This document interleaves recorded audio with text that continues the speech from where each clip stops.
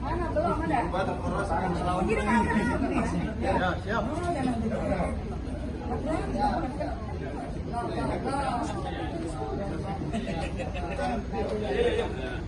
Ya, Pak Abraham udah selesai.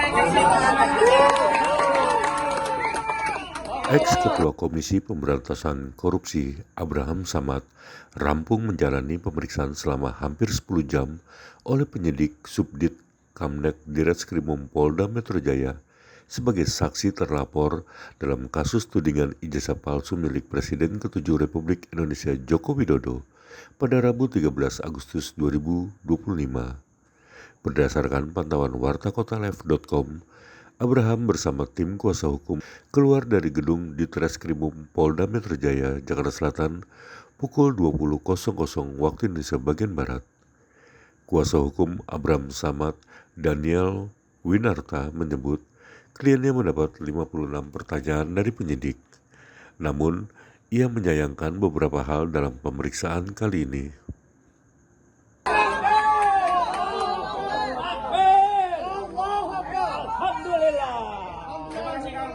Menunggu ya. Nah, sekarang perwakilan tim lawyer tolong untuk memakan waktu kurang lebih hampir 10 jam. Dari jam 10 pagi sekarang sampai jam 8 malam.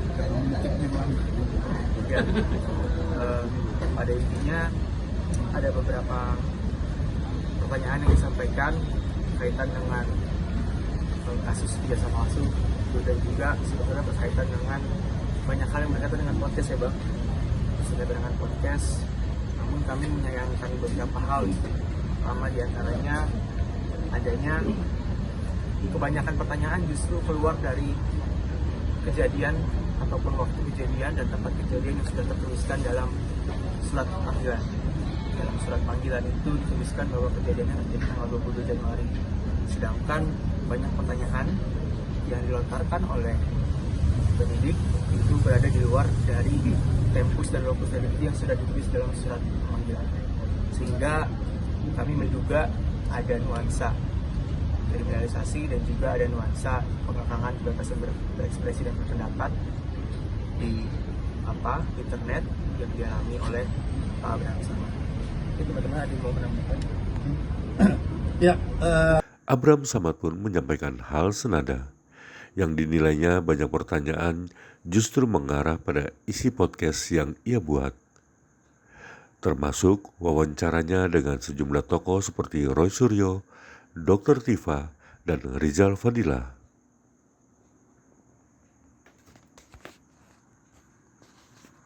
Pertama saya ucapkan dulu terima kasih yang sebesar-besarnya buat teman-teman media yang setia menunggu ya. Dari pagi sampai malam.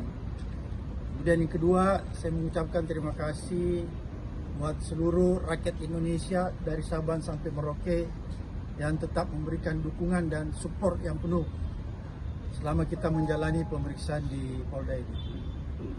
Menarik tadi pemeriksaan yang berlangsung cukup lama waktunya sebenarnya, tapi kalau kita lihat sebenarnya lamanya itu karena secara teknis ya, pengetikan, kemudian tanda tangan, ada 24 rangkap dan lain sebagainya, kemudian istirahat. Jadi itu yang memakan waktu yang cukup lama. Tapi yang ingin saya tekankan bahwa kalau kita lihat di surat panggilan itu kan fokus status ingat tanggal 22 Januari kan, tahun 2025. Tapi ternyata dalam perkembangan di dalam pertanyaan-pertanyaan yang diajukan oleh penyidik itu rata-rata keluar dari substansi surat panggilan. Tapi pada intinya dari pertanyaan-pertanyaan itu lebih banyak menanyakan tentang isi podcast saya, isi wawancara saya terhadap Roy Suryo, Rismon, Dr. Tifa, Kurnia, dan Rizal Fadila. Jadi hampir sebagian besar pertanyaan diarahkan ke sana. Oleh karena itu sebenarnya kita agak sesalkan karena kalau dilihat dari surat panggilan, tempus lokus deliktinya itu tanggal 22 Januari, tapi itu tidak terlalu banyak dielaborasi.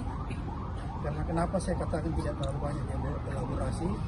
Karena kalau berpatokan pada tanggal 22 Januari 2025, sebenarnya bisa dipastikan saya tidak bisa dimintai keterangan sebagai saksi.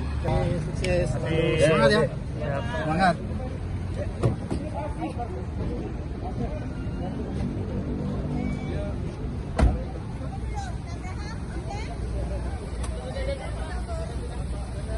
Thank you banget.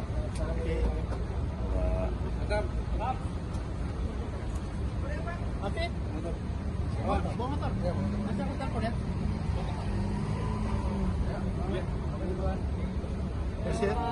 Oke, thank you. Terima kasih.